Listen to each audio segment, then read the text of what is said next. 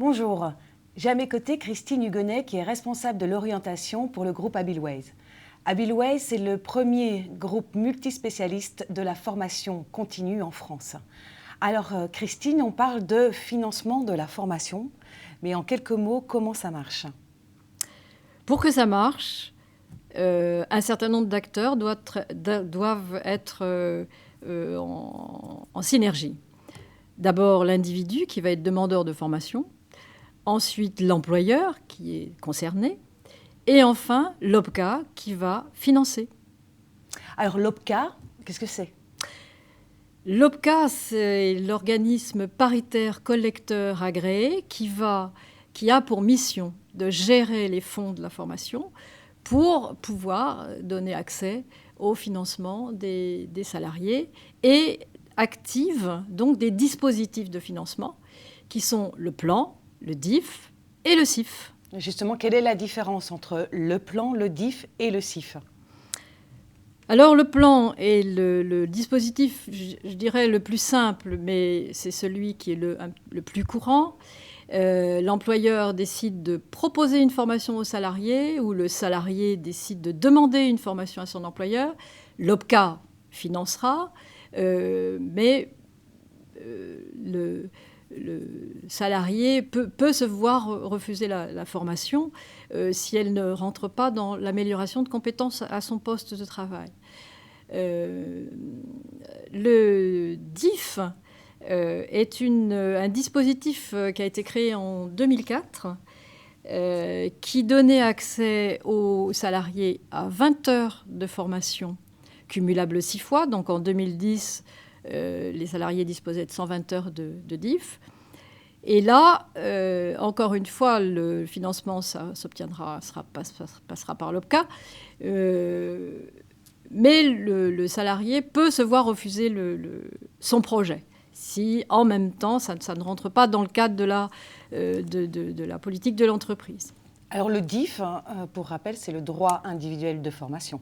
Droit individuel à la formation, 20 Voilà. heures, cumulable 6 fois. Maintenant le CIF.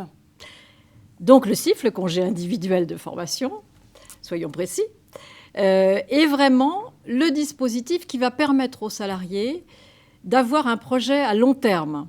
Donc dans le cadre d'une reconversion, d'une amélioration des compétences, d'un changement de métier. C'est vraiment une formation qui sera longue. Ça peut être un master, une formation inscrite au répertoire national des formations certifiées, reconnue par la Fédération française des organismes de formation. Donc c'est vraiment un cursus long et engageant.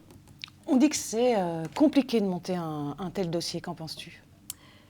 Le respect des délais était indispensable car l'organisme financeur du congé individuel de formation, le FONGECIF, est extrêmement rigoureux, comme tous les OPCA d'ailleurs, sur les délais. Donc le délai est environ de 4 mois minimum, avec une demande d'autorisation d'absence à l'employeur qui prend 1 mois à peu près, et ensuite 3 mois qui sont imposés par le financeur pour l'examen du dossier. Donc en fait, dans le CIF, il y a une vraie démarche, 1, de choisir la formation, 2, de demander l'autorisation d'absence à son employeur, et 3, de demander les sous.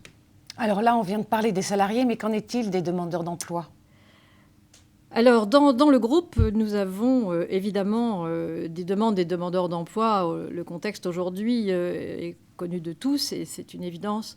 Donc, les demandeurs d'emploi ont évidemment un interlocuteur prioritaire qui est le Pôle emploi et qui peut être aussi l'OPCA correspondant à sa branche professionnelle. Et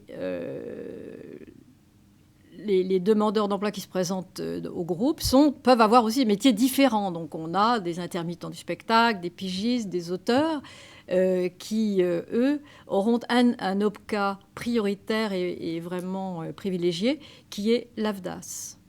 Donc on essaye de vraiment étudier chaque cas, chaque parcours pour répondre au mieux aux demandes. Et n'hésitez pas à nous contacter. On est là pour vous aider et à améliorer le montage de vos dossiers. Merci beaucoup Christine et à très bientôt pour d'autres informations sur la réforme de la formation professionnelle. Au revoir.